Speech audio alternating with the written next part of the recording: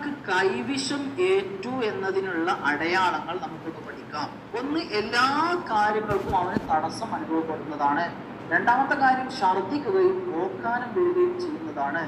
മൂന്നാമത്തെ കാര്യം, ശക്തമായ വയറുവേദന. എത്ര കാണിച്ചിട്ടും സുഖമില്ലാത്തൊരു വയറുവേദന അനുഭവിക്കുന്നുണ്ടെങ്കിൽ നിങ്ങൾക്ക് കൈവിഷം വെച്ചിട്ടുണ്ട്, ചികിത്സ തേടണം.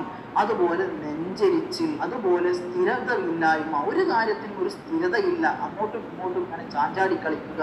അതുപോലെ ദുർവാശി, ശക്തമായ ദേഷ്യം, ഇതൊക്കെ നിങ്ങളിൽ വരുന്നുണ്ടോ? അതായത് ഇല്ലാത്ത കാര്യം പെട്ടെന്ന് ഉടലെടുത്ത് വരുന്നുണ്ടോ?